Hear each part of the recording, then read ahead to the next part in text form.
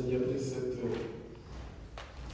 cette projection, il est difficile de prendre la parole, de trouver des mots. C'est l'un des massacres les plus effroyables de la Seconde Guerre mondiale et de la Shoah. La première question, parce qu'il faut bien quand même questionner notre intervenant, à qui l'on doit ce bouleversant, ce poignant documentaire. Pourquoi voulez-vous avoir voulu réaliser ce film?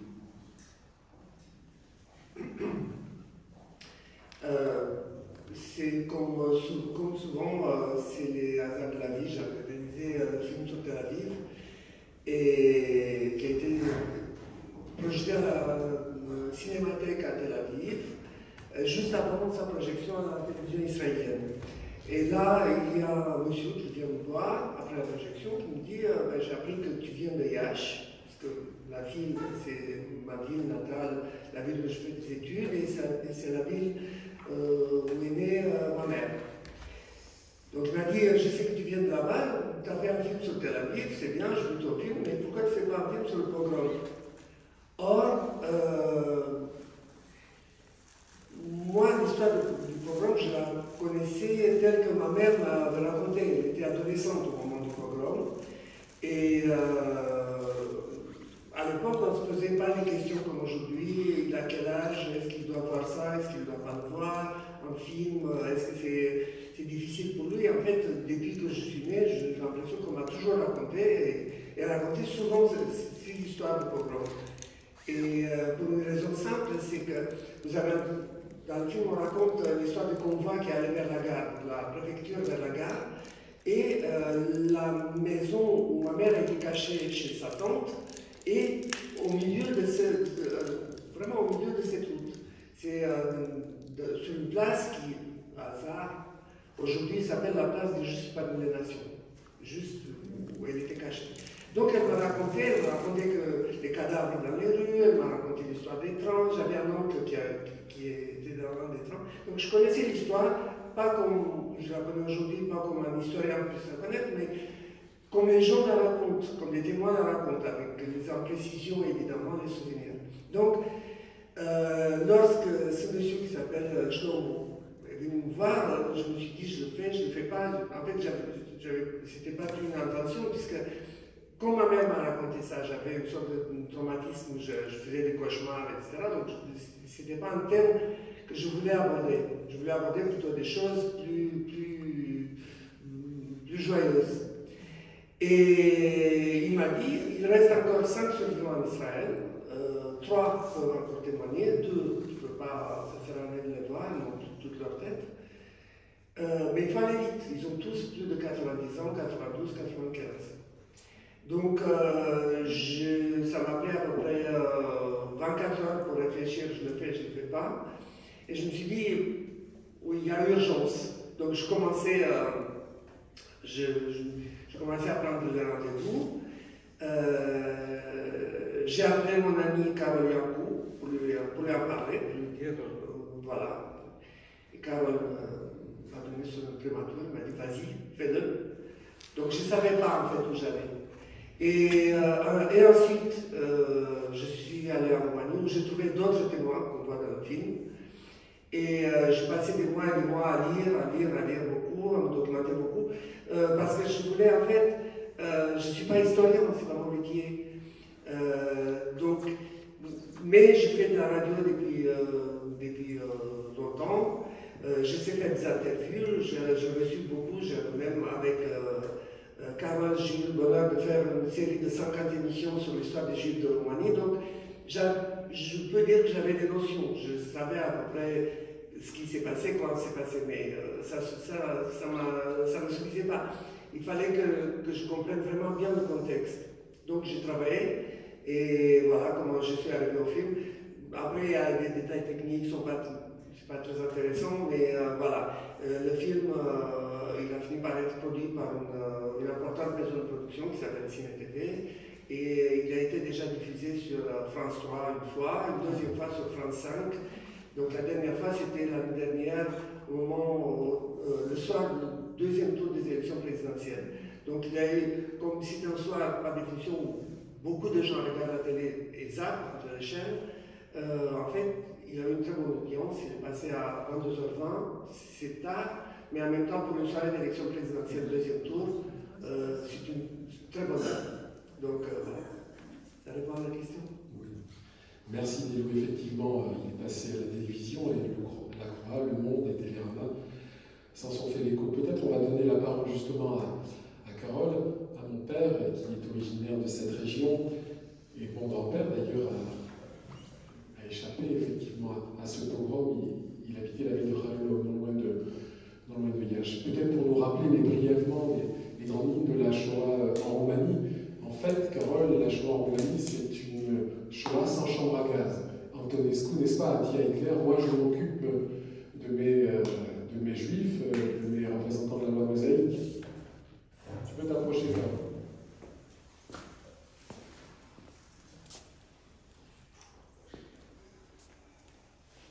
Merci, Michael. Bonsoir, mesdames et messieurs. Il faut d'abord rendre un hommage appuyé à ce garçon, à mon cher ami Nélou Korn. Grâce à lui, nous avons ce témoignage extraordinaire. Parce que pour diverses raisons, ce pogrom a été vraiment occulté, on peut le dire. Pardon. Ce pogrom, il a été occulté. Et donc, nous avons fait une série d'émissions sur l'histoire des Juifs de Roumanie, à la radiologie, etc. Et grâce à lui, grâce un peu au hasard, ce que tu nous as dit, on a pu interviewer aujourd'hui, je pense qu'il y a seulement 2 personnes, Zaïchescu, qui vit encore, qui a vécu, qui était dans le train de la mort. Il n'y a qu'un seul, 2. Un en Roumanie, je crois qu'un en Israël, c'est tout. Donc, effectivement, j'étais entre guillemets le conseiller historique pour ce film. Et juste en 2 mots, pour le contexte historique, voilà. C'est très difficile de comprendre, c'est l'histoire, c'est la géographie qui explique l'histoire. Donc on ne comprend rien de ce qui s'est passé en Roumanie ou en Hongrie, dans ces pays, si on n'a pas à la tête la géographie. Vous êtes ici, vous êtes sauvé. À 30 km près, vous êtes déporté en Transnistrie. Car la Transnistrie, c'est le Auschwitz roumain sans les chambres à gaz. Alors en 2 mots, la différence de la Shoah entre la Roumanie et la Hongrie est la suivante. En Hongrie, les Juifs sont restés, d'après les lois racistes, étaient presque 800 000 dans la grande Hongrie de l'époque, dont 100 000, je dis bien 100 000, chrétiens, mais considérés juifs par les lois raciales, qui étaient ensuite déportés en Pologne dans les camps de la mort.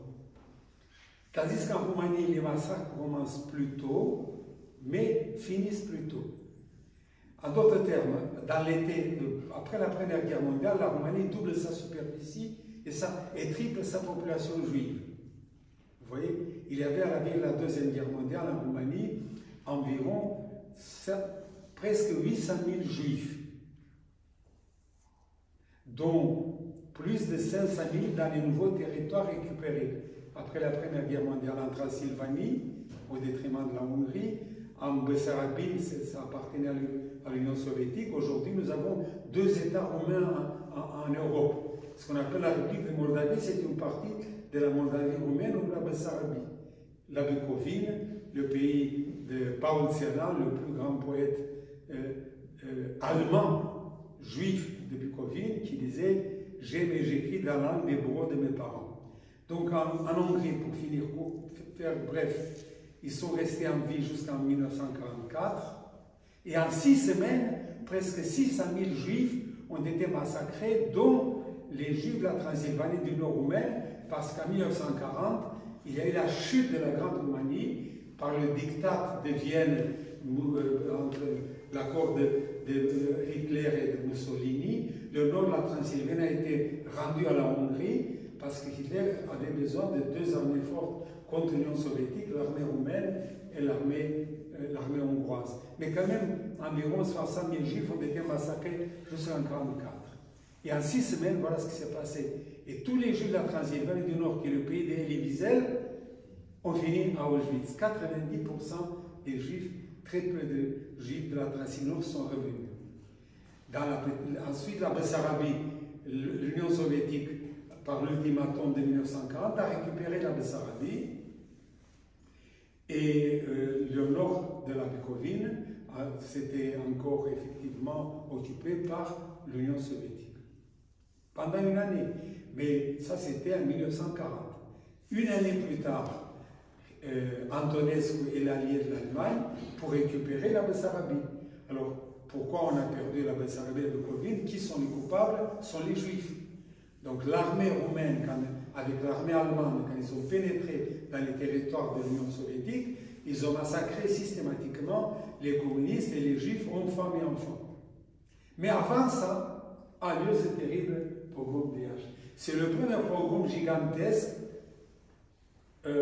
qui a été programmé aujourd'hui, on le sait. Parce que beaucoup de Juifs, même en Roumanie, ne savaient pas. Ils pensaient que c'était des Allemands. On a nié pendant des dizaines d'années le gouvernement bolchevique, ensuite le gouvernement communiste. Ce sont les Allemands qui ont tué et quelques gardes de fer et fascistes roumains. Mais en fait, c'était programmé par Antonescu lui-même. Aujourd'hui, on le sait. Et à l'époque, effectivement, les Allemands étaient dans la ville. Mais ce ne sont pas eux qui ont eu l'initiative de tuer les Juifs, de faire le pogrom. Ce sont les services secrets de la police roumaine. Il fallait nettoyer la ville. Et dans le film, on voit bien qu'il y a eu effectivement, comment dirais-je,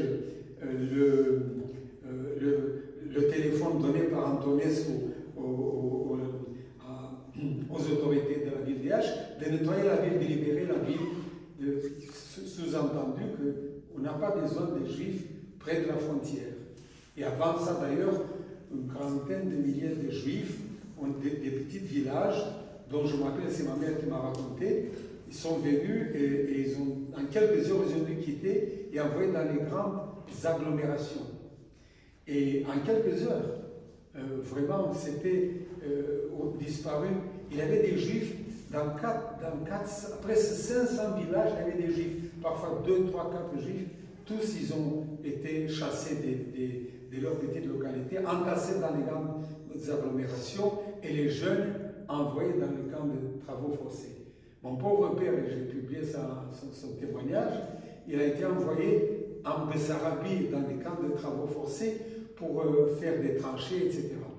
Et il a résisté, d'autres sont morts à raison de ça. Bon, bref, dans ce contexte-là, dans le contexte où toute la presse roumaine dit voilà, les Juifs sont des traîtres. Et Jassy, c'est pas loin de la frontière avec la Bessarabie de la République de Moldavie d'aujourd'hui. Vous voyez? Et à ce moment-là, les Juifs vont effectivement sont des espions, ils montrent avec des drapeaux rouges ou bombarder. Dans une ville où le tiers de la population sont juifs, sur 100 000 juifs, plus du tiers. Alors quand les bons temps, ils vont tuer quand même des juifs, bien entendu. Eh bien, ils ont dit auparavant, ils ont mis en scène, on a entendu des coups de fusil. Ah, ce sont des parachutistes, ce sont des espions soviétiques cachés par les juifs qui tirent sur l'armée. On n'a trouvé aucun soldat allemand ou roumain mort ou tué. Ça, c'était la mise en scène. Et ensuite, on a déclaré. Alors, ce qu'il faut dire, c'est que tout le monde a participé au massacre. C'est-à-dire, hommes, femmes et enfants. Voilà, très brièvement, ce qu'on peut dire. Mais certainement, Nel a des choses à compléter. Avec une spécificité dans les pogroms, le mot pogrom, c'est un mot russe. La notion de pogrom vient de Russie. La différence entre un pogrom et un massacre, c'est que le massacre est perpétré par des autorités. Et un pogrom, c'est la population, les autorités ferment les yeux 1, 2, 3 jours, une semaine, et ensuite les autorités interviennent. Donc, en l'occurrence, AIH est à la fois un pogrom, puisque la population a participé, et un massacre, puisque les autorités, l'armée, la gendarmerie, la police, ont participé. Avec une spécificité qu'on n'avait jamais vue auparavant, pour la première fois dans l'histoire, le pogrom a été perpétré par des couples, hommes et femmes. Jusque-là, c'était des hommes qui pillaient, qui violaient, qui massacraient. Là, pour la première fois, on a vu des femmes participer et tuer aussi à Yash. C'est une des particularités. Autre chose aussi, la décision de la création d'Auschwitz et des camps de concentration allemands a été prise que 6 mois plus tard, en janvier 1942, à Vinti, à côté de Berlin. Donc, au moment où le pogrom a lieu, ce que les Allemands appelaient la solution finale n'était pas encore mis en place.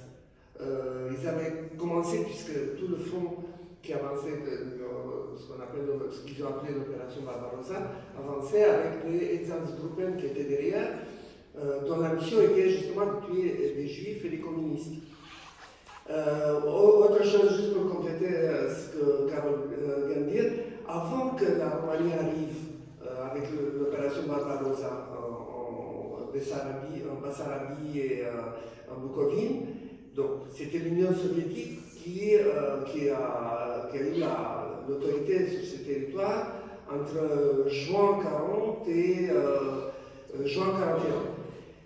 Pendant cette période, eux-mêmes, ils ont commencé à déporter des juifs qui étaient considérés comme des bourgeois, des gens qui avaient des affaires, qui avaient... voilà. Donc, déjà, les juifs ont souffert. Avant que la guerre commence, déjà, l'Union soviétique a déporté déjà beaucoup de juifs de ces régions. Mais ceux qui ont été déportés, en partie, sont restés en vie. Ils ont été déportés en Asie, et une partie de ces familles-là sont restés en vie, car ceux qui sont restés sur place, ils ont été ensuite massacrés. Exactement. Merci Carole. Alors la Roumanie, c'était le 4e pays juif d'avant-guerre, 800 000, il n'en reste plus que 8 000 aujourd'hui. 8 000, c'est bien compris ça. Bien, en exagérant un peu. Ouais. La Roumanie a fait un retour tardif sur son passé, sur cette page sombre de son histoire, un peu comme la France, avec peut-être 2 décennies d'écart, mais a fait un travail remarquable. Mais contraint. Quelle est la réaction aujourd'hui, d'une part, de la vieille génération? On a eu au début en France, quand on a pris conscience effectivement de la collaboration zélée du régime d'État français de Vichy, les gens qui ont dit « Ah non, mais ils étaient aux ordres ». Est-ce que dans la vieille génération, on accepte de regarder enfin les choses en face? Et quelle est la réaction de la nouvelle génération roumaine? D'abord, que ce soit parce que la vieille génération, c'est des événements qui ont aujourd'hui 80 ans. Autrement dit, les gens qui ont aujourd'hui 70 ans sont nés après. Donc, ils n'ont pas eu accès à ce savoir. Ça veut dire que moi-même, nous-mêmes, en étant enfant, j'ai grandi en Roumanie, je ne savais pas une série de choses. Ça veut dire qu'en Roumanie, officiellement, Ceausescu a dit au début des années 80 qu'il y a eu 3000 juifs. C'était déjà une révolution que lui-même sort ce chiffre. Donc, les gens, tout simplement, ne savent pas. Et je vais vous raconter, les jeunes parlons plus. Ce bâtiment que vous avez vu, où était la préfecture, se trouve à peu près à 100 mètres de la place centrale de la ville. Sur cette place, il y a un hôtel qui s'appelle l'Union. Et habituellement, je loge dans cet hôtel. Autrement dit, vous êtes sur un hôtel qui a 11 étages et il y a une partie des chambres qui donnent sur la préfecture. Quand on était avec une équipe technicien, enfin caméraman, donc, qui ne sont pas juifs, qui ne connaissaient pas l'histoire et qui l'a découvert au fur et à mesure des interviews, parce que je dois traduiser, je dis, ben voilà, il y a ça, et ça. Donc ils ont commencé, eux, à parler, parce que moi je n'avais jamais eu l'idée, de demander aux serveurs, au personnel de l'hôtel, est-ce que vous savez qu'il y a 140 mètres d'ici et je me rappelle, le caméraman est venu effaré, il m'a dit, mais tu te rends compte, je demandais au moins 5 personnes dans cet hôtel, personne ne sait ce qui s'est passé à 50 mètres d'ici. Effectivement, personne ne sait. Et l'anecdote que je vais vous raconter, c'est qu'on a filmé, le dernier jour de tournage, il y avait un taxi qui devait me chercher pour l'aéroport à midi. Donc le matin, je sors, je traverse cette place, et de l'autre côté de la place, il y a une grande librairie, une sorte de FNAC, qui existait déjà quand moi j'étais en Roumanie. Donc je vais sur place et je demande des livres sur la Deuxième Guerre mondiale, sur la Shoah, sur l'histoire des Juifs, sur... Et la vendeuse, très gentille, elle me sort une quarantaine d'ouvrages comme ça qu'elle met devant moi. Donc je commence comme un enfant dans un magasin de jouets, excusez-moi parce que le thème n'est pas vraiment. Mais bon, je commence à regarder, ça m'intéresse, ça m'intéresse pas, ça, etc. Et à un moment, je tombe sur un livre, le Talmud. Je dis, tiens, ils ont traduit le Talmud en roumain. Je prends un livre, je commence à lire, et en fait, c'était un livre, je l'ai acheté, je l'ai chez moi, qui explique que le Talmud, il est fait pour contrôler le monde. Donc c'est un livre purement antisémite. Okay? Je suis assez surpris, et je passe plus loin, et je tombe sur le protocole de sage de Sion, traduit en roumain. Ça, je vous parle, nous sommes en 2018. Ça veut dire, c'est pas il y a 40 ans. C'est en 2018, on vendait un livre dans la plus grande librairie de la ville, qui s'appelle Protocole Sage de Sion. Alors, je regarde, qu'est-ce que c'est? En fait, c'est pas une traduction à partir de l'original russe, c'est une traduction à partir d'une traduction française, publiée en France en 1926, ça veut dire quelque chose, par un fasciste français qui ensuite il est mort en guerre d'Espagne, évidemment du côté de Franco. Et donc je regarde le livre, franchement je ne m'attendais absolument pas à trouver ça dans la Roumanie d'aujourd'hui. Mais ce qui est intéressant, c'est qu'à la fin de ce livre, il y a tout un chapitre qui explique comment les Juifs contrôlent le monde d'aujourd'hui, en expliquant que de Coca-Cola à IBM, c'est des Juifs qui possèdent ça, et ensuite la communauté européenne est dirigée par des Juifs, l'ONU est dirigée par des Juifs, et l'État américain, évidemment, il a moins de Juifs. Et ça, aujourd'hui, donc, j'ai essayé, ce qui est bizarre, c'est que c'est vendu de façon très officielle. J'ai essayé de trouver l'édition parce que je me suis dit, je téléphone, je vais vous faire passer pour un client, est-ce que vous avez d'autres livres, etc. Et en fait, il n'y a pas de site internet, il n'y a aucune adresse sur le livre. Donc, je n'ai pas creusé plus loin, de toute façon je partais, de toute façon je n'ai pas vocation à faire ça. Mais ça en dit long. Maintenant, la Roumanie fait un travail, je disais contraint, parce que pour entrer en Europe, pour entrer dans l'OTAN, une des conditions, ce n'était pas que des conditions économiques et de démocratie, c'était aussi de reconnaître leur rôle dans la Shoah. Et si le travail, si la commission Wiesel a été mise en place, et si le rapport a été fait, et ça a été fait de façon très honnête, évidemment, et Wiesel veillait à ça, et les plus grands historiens y ont participé, mais c'était contraint.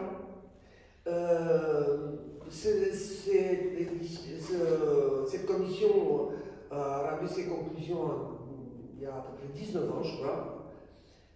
Les choses vont très lentement, je ne veux pas être pessimiste, ça va de mieux en mieux. Il y a de plus en plus d'étudiants qui apprennent, de plus en plus de groupes de lycéens qui apprennent. Ce film, l'année dernière, a été projeté dans le même bâtiment où il y avait la préfecture. Ce bâtiment est devenu maintenant la maison des musées. Il y a plusieurs musées, dont le musée du pogrom. Et avec une sorte de salle de conférence, ça a été un moment très émouvant parce que vous imaginez la projection est dans une salle et on sait que la porte qui est là-bas, c'était cette cour dont on parle. Et depuis, on a convenu avec la directrice du musée que régulièrement, je leur ai laissé le film pour le projeter au lycéen. Et donc, à la fin de la projection, je fais un zoom, parce que je suis à Paris, je fais un zoom avec les lycéens, ils me posent des questions. Et c'est très émouvant parce que, évidemment, maintenant je suis habitué, ils tombent tous de nous parce qu'ils disent on n'a jamais entendu parler de ça, on ne nous a pas parlé à l'école, nos parents ne nous ont jamais parlé, etc. Et ça a été très émouvant. La dernière fois qu'on a eu ça, une étudiante, une lycéenne qui a avoir 16-17 ans, elle a pris le micro, je pensais qu'elle allait me poser une question, et en fait, elle regarde la caméra et me dit « j'ai honte pour mes grands-parents ». C'est tout ce qu'elle m'a dit. Merci. Une question, une intervention. pour notre ami journaliste, Michel. Allez, j'ouvre les débats.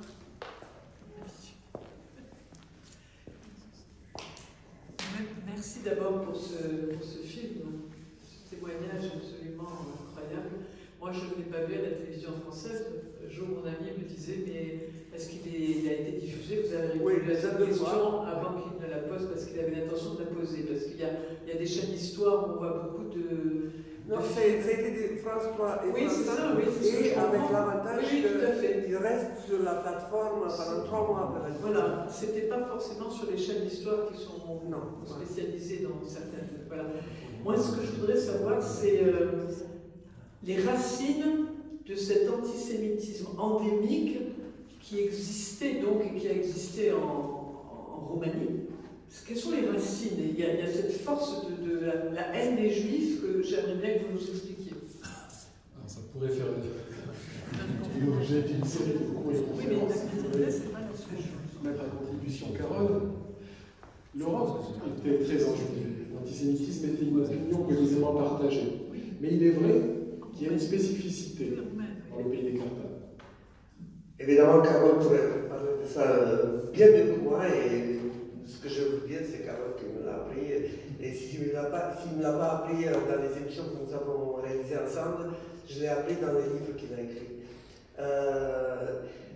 L'antisémitisme, si on parle du 19e siècle et du 20e siècle, je vais vous donner quelques dates, quelques chiffres, ça va être clair. La Roumanie, c'est le dernier pays en Europe à avoir accordé la citoyenneté aux Juifs. Autrement dit, on pouvait être juif. Mes grands-parents, mon grand-père maternel a fait la Première Guerre mondiale, son frère est mort lors de la scène, mais ils n'étaient pas roumains. Ça veut dire qu'ils pouvaient faire l'armée. Évidemment, dans l'armée, ils ne pouvaient pas accéder, ils ne pouvaient pas devenir officiers, etc. Ils faisaient l'armée comme simple soldat, mais ils n'étaient pas roumains. Et si la Roumanie a concédé ce droit aux Juifs, c'était tout simplement parce que le traité de Versailles les a obligés. Ils ont obligé, et la Roumanie, après la Première Guerre mondiale, a beaucoup gagné, puisque la Roumanie a gagné des territoires, et 30% de population en plus, mais 30% en fait des gens qui n'étaient pas roumains, qui étaient hongrois, qui étaient ukrainiens, etc., bulgares. Donc, d'un pays qui était la Moldavie et la Valachie, qui était assez homogène, c'est devenu un pays avec beaucoup de minorités. Ça, c'est pour... Mais avant la Première Guerre mondiale, déjà, vous imaginez qu'entre 1895 et 1914, il y a à peu près 140 000 Juifs qui ont quitté la Roumanie. Donc, quand ils quittaient la Roumanie, ils disaient, vous voyez, ils partent ailleurs parce qu'ils ne sont pas roumains, ils ne se sentent pas roumains. Et quand ils restaient, ils disaient, s'ils restent, c'est qu'ils sont bien. Et ils avaient un statut complètement ahurissant qui s'appelait, un statut qui était citoyen étranger non soumis à une puissance étrangère. Et pour qu'un juif roumain puisse devenir citoyen roumain, il fallait que ce soit le Parlement qui vote par individu. Donc vous imaginez un Parlement qui dit, monsieur... Donc évidemment, il y avait quelques banquiers, quelques gens qui avaient des mérites particuliers, qui faisaient des grandes donations à l'État, etc. Eux, ils avaient le droit de devenir roumains. Donc ça a dit, on estime qu'entre 1867, l'avènement de la royauté en Roumanie, enfin le Hohenzollern qui devient roi de Roumanie, jusqu'en 1940, il y a à peu près 163 lois antisémites en Roumanie. Ça veut dire loi antisémite, ça peut être l'interdiction d'un numerus clausus pour les facultés, l'interdiction d'exercer tel ou tel métier, etc. Donc des lois antisémites, il y a eu en permanence.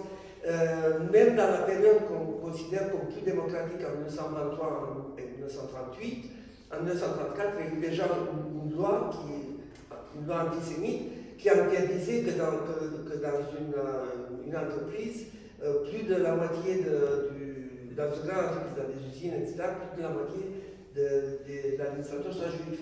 Donc ça, c'est une loi antisémite, on ne peut pas dire autrement. Donc, en permanence, il y a eu des lois antisémites dans toute cette période.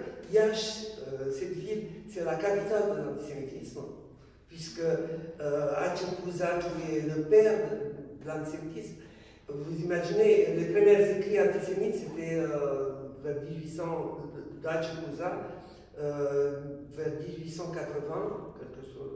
Il a vécu très longtemps, il a vécu très vieux. Et il était fier, il disait, moi j'étais antisémite avant la naissance d'Hitler. Ça en dit long.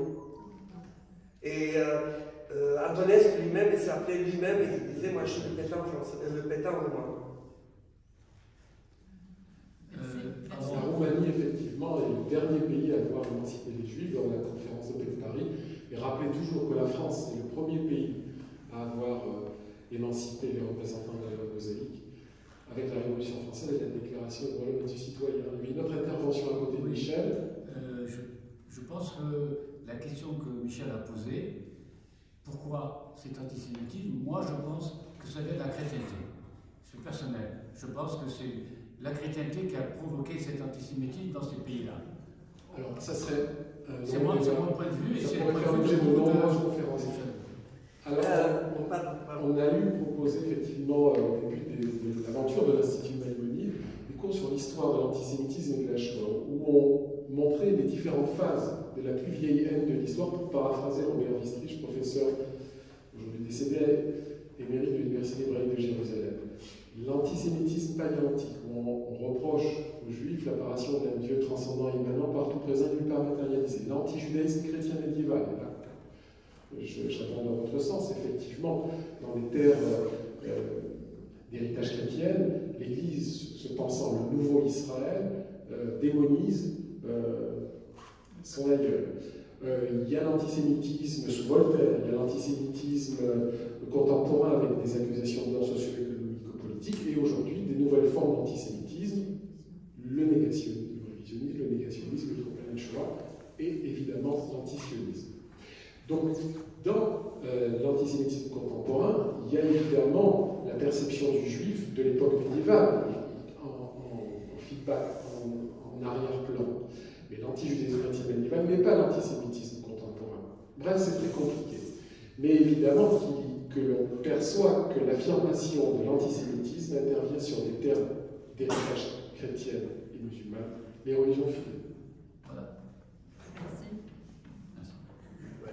Non, je vais dire que, en fait, qu'elle a répondu.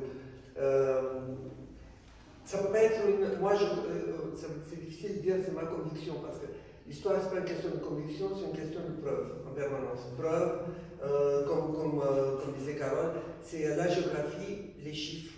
C'est tout ce qui compte. Après, c'est des ressentis, mais les ressentis nous trompent souvent. Vous savez, tous les témoins que j'ai eus, dans le film, ils racontent leur vie, leur ressenti, ce qu'ils ont vécu. Mais absolument tous, dans les interviews que je fais, ils me donnent toujours une leçon d'histoire. Et elle n'est pas précise. Il ne faut pas tenir. Je ne tiens pas compte. Ils peuvent dire, il y a eu tant de personnes, ça s'est passé ça. Je ne conteste pas, ils ont vécu ça. Mais maintenant, surtout depuis 30 ans, les archives sont ouvertes, on a accès à beaucoup de chiffres sur la Shoah en Roumanie tout au moins. On sait beaucoup de choses, donc ça peut pas, en fait, dans le travail que j'essaie de faire, pour continuer ce film, j'ai d'autres projets, c'est de me baser que sur des choses qu'on connaît concrètement. Une population a été arrêtée quand? Combien de personnes? Qui? Ils ont été où? Combien de temps, comment ça s'est passé sur place, etc. Tant qu'on n'a pas ces données-là, enfin, comme c'est pas mon métier l'histoire, je ne touche pas. Alors, une dame au fond et ensuite Youssef. Est-ce qu'il y a eu des déportations après le programme? Des déportations après le programme, il y en a-t-il? Ils sont retournés dans cette ville-là et est-ce qu'il y a eu des Carole l'a dit tout à l'heure, oui, pas Daesh. En fait, la situation dans ce qu'on appelle le vieux royaume, Moldavie, Valachie, il y a eu des déportations, mais ça restait marginal, c'était une punition. Mais les régions que la Roumanie avait conquises, qui sont la Bucovine et la Bessarabie, De là, il y a eu effectivement des déportations et en fait, les Roumains, on n'en parle pas beaucoup, mais dans cette région qu'ils ont appelée la Transnistrie, pareil, pour avoir une idée, la Transnistrie, c'est à peu près la surface de la Suisse. Sur cette surface-là, il y avait entre 150 et 200 camps qui n'étaient pas des camps d'extermination dans le sens Auschwitz, qui étaient des mouroirs où les gens soit ils ne travaillaient pas. Il y avait des villages, des fois, il n'y avait que 50 juifs, mais qui vivaient dans des maisons abandonnées, et s'ils sortaient de là-bas, si on les trouvait sur route, ils étaient exécutés sur place. Et quand les Roumains sont arrivés à Odessa, par exemple, Odessa, c'est difficile de conquérir la ville. L'armée rouge s'est battue sur place. Odessa, avant la guerre, il y avait 200 000 juifs qui habitaient à Odessa, sur 600 000 habitants. Il y a 100 000 juifs d'Odessa qui sont partis avec les armées soviétiques. On estime que lorsque les Roumains sont arrivés, il y avait à peu près 90 000 juifs. Nous sommes en 41, octobre 41. En juin 44, il reste 700 juifs à Odessa. Avec des massacres épouvantables dès le premier jour. Il y a une femme qui est venue voir le commandement roumain pour leur dire sortez de ce bâtiment, c'était le bâtiment de FSB, avant qu'il ait été miné. Et l'armée dit bon, c'est une folle. 4 heures après, le bâtiment saute avec le commandement roumain. Antonescu demande une punition collective. Évidemment, c'est que les juifs qui ont fait ça. C'est ce qu'Antonescu croit. Et dans les 3 jours qui viennent, il y a 5 000 juifs qui sont pendus dans la ville. Mais partout. Pardon? Dans les lampadaires de la ville. Lampadaires, sur les arbres. Tout, là où on pouvait pendre quelqu'un, la personne était pendue. Donc, vous imaginez la vision de cauchemar de cette ville où les gens se baladent, il y a 5 000 personnes qui sont pendues.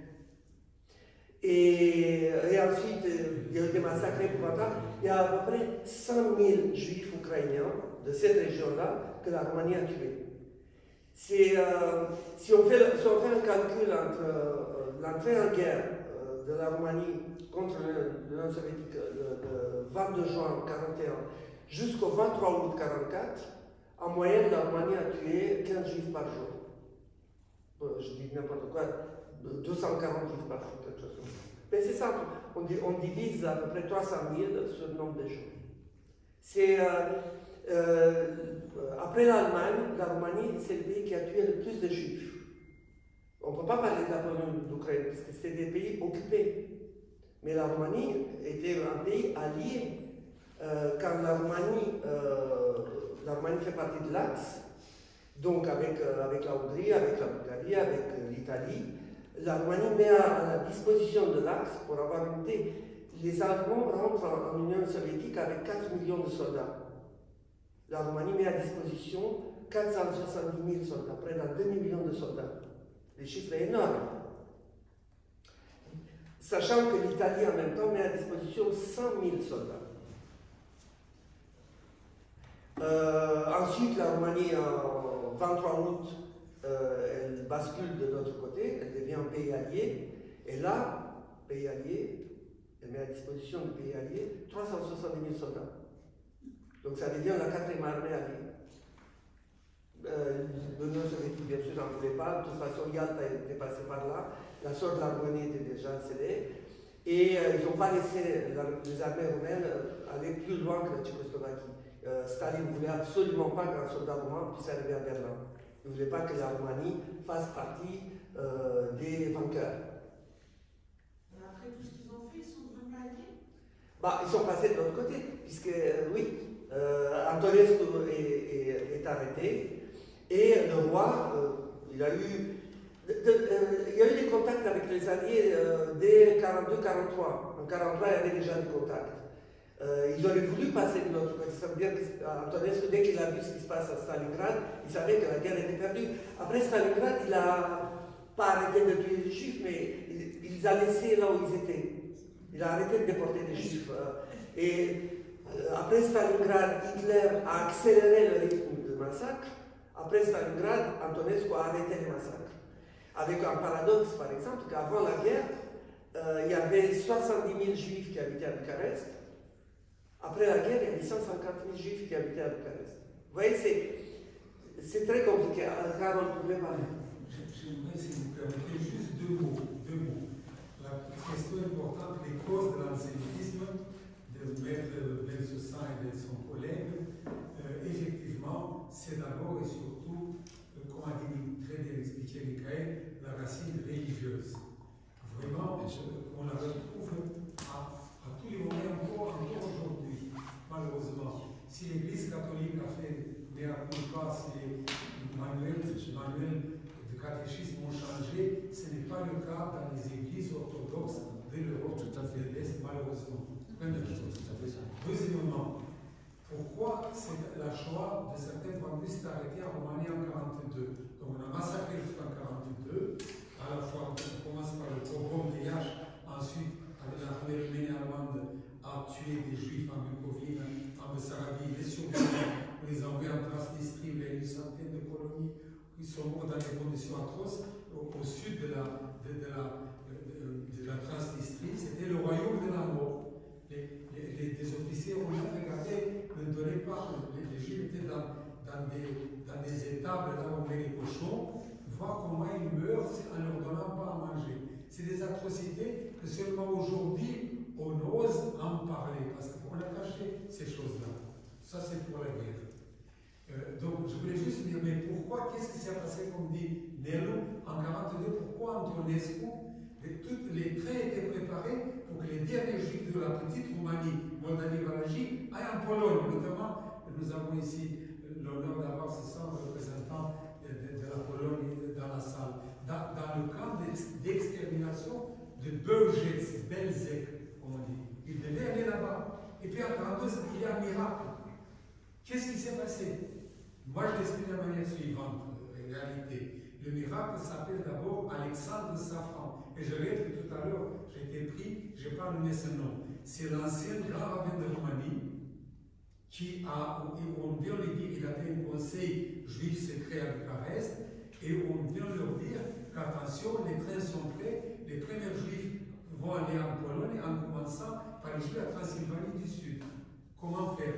Mais lui, comme grand rabbin de Roumanie, il était otage à Bucarest. Elle a dit, mais qu'est-ce qu'on peut faire? Je dis, il faut toucher le confesseur d'Antonescu. Je lui ai dit, vous êtes fou, monsieur le grand rabbin? Le grand professeur d'Antonescu va se déplacer, se trouver quelque part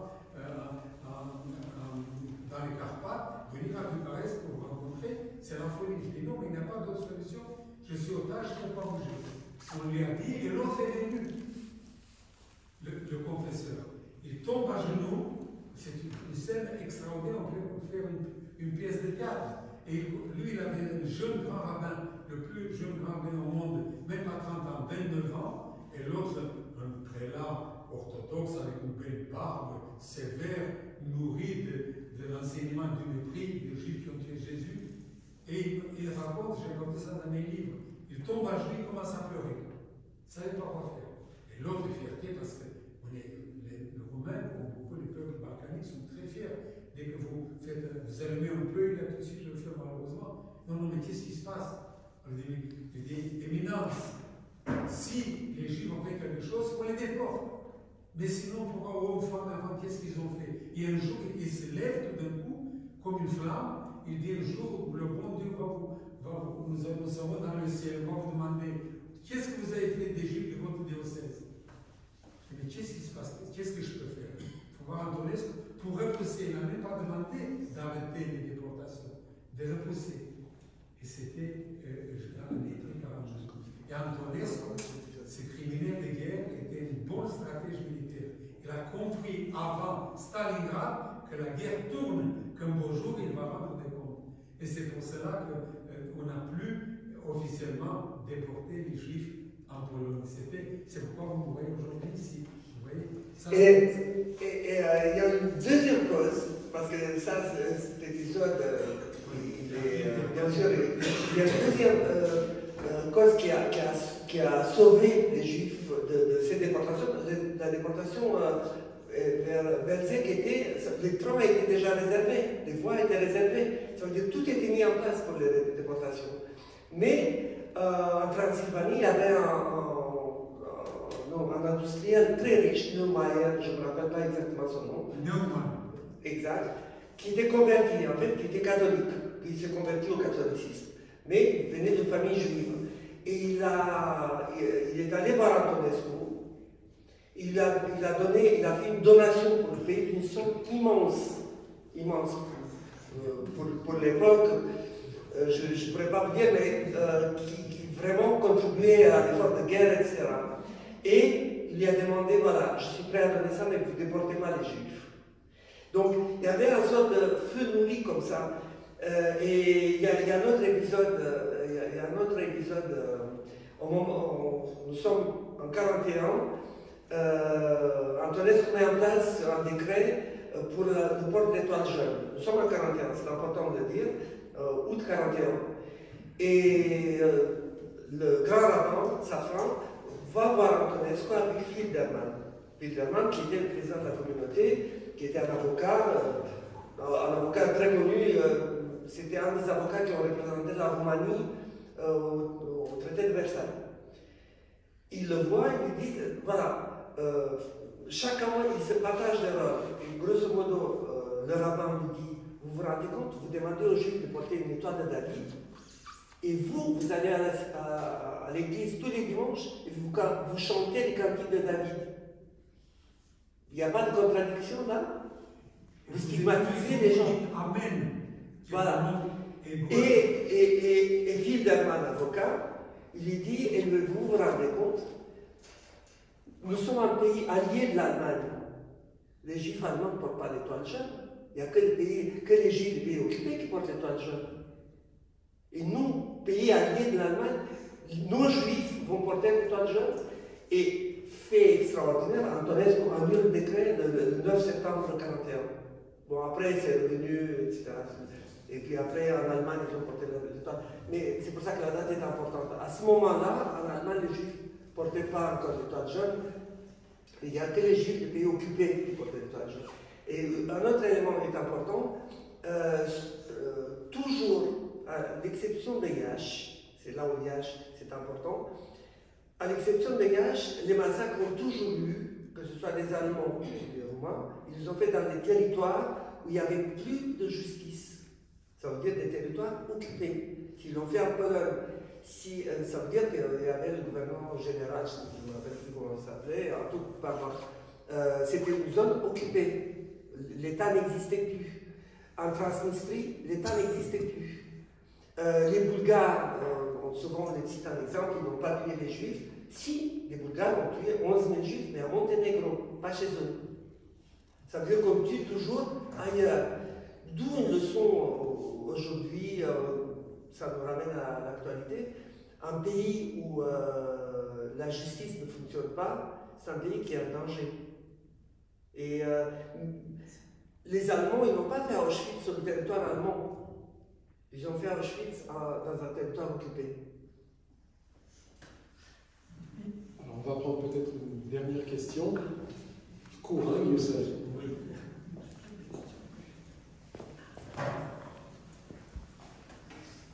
Bonsoir, merci beaucoup pour votre travail qui était vraiment très enrichissant. Juste une question. Vous avez commencé à travailler là-bas sur place. Quelle était la réaction des officiels, ceux qui étaient dans les administrations, dans les ministères? Est-ce qu'ils vous ont empêché de travailler? En Roumanie? En Roumanie, oui. Ou ils vous ont facilité? Voilà. Youssef est président de la communauté juive libérale de Montpellier. En fait, je n'ai rien demandé à personne. Je n'avais pas à le demander. Je ne leur ai pas demandé ni l'aide, ni. J'allais à des personnes privées, des survivants à qui je demandais un témoignage. Donc, comme je n'ai rien demandé, je ne peux pas dire si. Mais. Franchement, je pense qu'aujourd'hui, il y a une volonté, parce qu'il y a une volonté pour la Roumanie d'être un pays européen, civilisé. Ils savent très bien que ça ne se fait pas. Mais c'est récent, il y a un parti d'extrême droite en Roumanie aujourd'hui. Au moment où le rapport Wiesel est sorti, ils ont dû détruire plusieurs statues qui étaient déjà érigées en honneur d'Antonescu dans les années 90, des rues qui s'appelaient Antonescu, etc. Donc, le travail n'est pas aussi simple. Il y a beaucoup de publications, il y a encore des publications, il y a encore des historiens qui se disent sérieux, qui sont antisémites.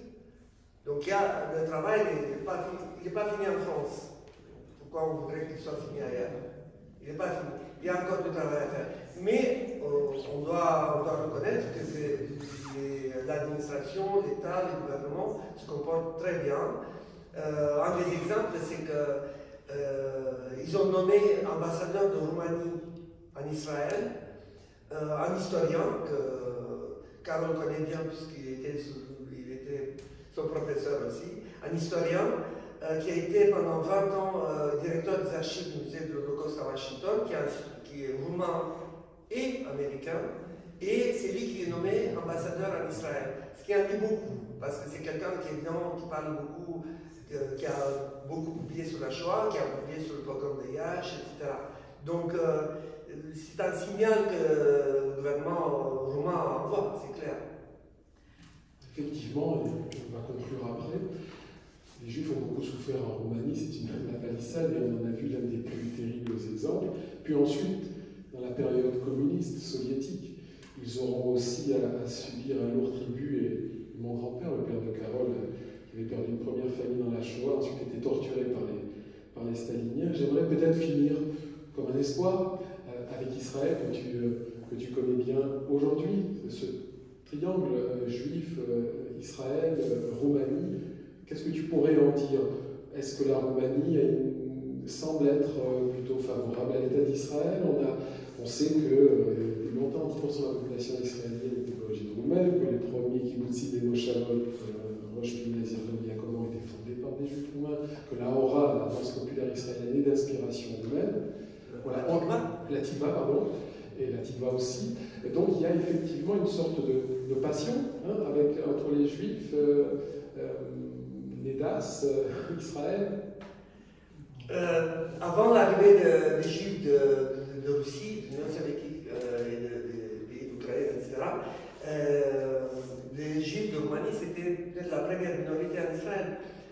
On considère qu'il y a 350 000 et 400 000 Juifs qui sont arrivés en Israël depuis 1880 jusqu'en 2000. Donc, il y a beaucoup. Mais, contrairement aux Juifs qui arrivaient je ne sais pas, de Tunisie ou du Maroc ou de Pologne ou d'Allemagne, qui disaient toujours « moi je suis juif polonais, moi je suis juif tunisien », les Juifs roumains, en arrivant en Israël, et peut-être on comprend pourquoi, ils ont oublié d'où ils venaient. Ça veut dire qu'ils sont chargés de nom. Par exemple, mon gendre, son père vient de Roumanie, il s'appelait Berkovitch, en Israël, maintenant il s'appelle Barton. Ils ont changé de nom, ils ont changé de prénom. Aujourd'hui, vous avez en Israël beaucoup de personnalités, des artistes, je ne sais pas, Mati Kaspi, Shlomo Artzi, je ne sais pas si vous connaissez un peu les artistes israéliens, beaucoup de comédiens, de réalisateurs qui sont d'origine roumaine, qui en parlent jamais. Pour revenir, les relations aujourd'hui entre la Roumanie et Israël sont extrêmement proches. Quand je dis extrêmement proches, il y a des entreprises de high-tech israéliennes qui sont implantées en Roumanie. L'armée israélienne fait des exercices en Roumanie parce qu'elle a besoin d'un territoire grand pour l'aviation, etc. Et ils font beaucoup d'exercices en Roumanie, donc ils travaillent avec l'armée roumaine. Ça en dit long. Donc les relations commerciales sont excellentes aussi. Il faut voir aussi que Tel Aviv, Bucarest, c'est 2 heures d'avion. C'est très proche. Hein? Donc les relations sont vraiment sont excellentes. En plus, pour la Roumanie, vous imaginez, la Roumanie fait partie de l'OTAN, la Roumanie veut s'approcher un maximum d'Israël, donc voilà. On a reçu effectivement de nombreux universitaires d'origine roumaine, passés par Israël comme Moshe Hidel et Libar Navi, aussi Elie Wiesel, même si à l'époque c'était quelque part la Hongrie, et aujourd'hui ça serait la Roumanie. Aujourd'hui c'est la Roumanie, mais quand il est né c'était la Roumanie aussi. C'était la Roumanie aussi, mais effectivement c'était lui, il se sentait juif roumain. Il se sentait juif roumain. Il a été souvent présenté à tort comme juif bon droit, effectivement. Nous le revendiquons, hein, un peu comme Moshe Idem de Force qui voulait roumaniser le Baal Shem Tov en lui faisant franchir les Carpates. C'est ce qu'il avait dit lors d'une conférence maïmonidienne, je crois, en 2008. Alors nous allons nous retrouver au mois de mai pour un programme passionnant, mais vous donner d'abord des précisions pour l'hommage au professeur et ancien rabbin de France René Samuel Sirat, président fondateur de l'Institut Maïmonide avec Georges Frêche en 2000. L'hommage a lieu le 13 juin, je vous l'ai déjà dit. J'ai plus de précisions désormais, ça aura lieu en fin d'après-midi, l'horaire vraisemblablement 18h, 18h30, dans la salle du conseil municipal et en présence de Michael Delafosse, le maire de la ville. Donc ne manquez pas cet important rendez-vous, le 13 juin, hommage au professeur et ancien grand de France René Samuel Sirat dans la salle du conseil municipal. Mais au préalable, nous aurons de quoi nous occuper pour le joli mois de mai, avec Anne Atlan le 2, Un chameau dans la tête, son livre sur effectivement la présence juive dans les temps immémoriaux au Maghreb et notamment en Algérie, qui présentera son livre qu'elle avait déjà apporté lors de l'édition de novembre dernier du Salon du Livre des Mondes Juifs. Puis le 17 mai, une soirée importante avec Élie Korchia, président du consistoire central, qui interviendra finalement seul. Il devait intervenir avec Ariel Goldman. Finalement, il interviendra seul dans cette même salle et j'animerai le débat avec Alain Zimmerman, président du consistoire régional, sur le devenir des Juifs de France. Donc, à partir de 18h30, mais nous vous enverrons des informations sur cette soirée. Élie Korchia sur le devenir des Juifs de France. Et juste après, ce sera un beau plateau, Pierre Birnbaum, grand universitaire français, qui nous présentera son livre sur Marcel Proust. Donc voilà, une soirée de prestige le 17 mai, Élie Korchia et Pierre Birnbaum.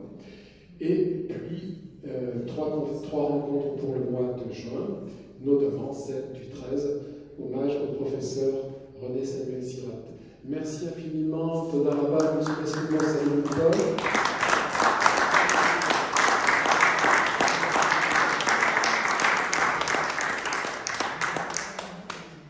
Le Monde, dans une édition effectivement de janvier 2020, sous la plume d'Alain Constant, parlait de magistral documentaire sur le pogrom de Yach. C'est ce que nous avons pu percevoir ce soir. Bonne fin de soirée. Merci.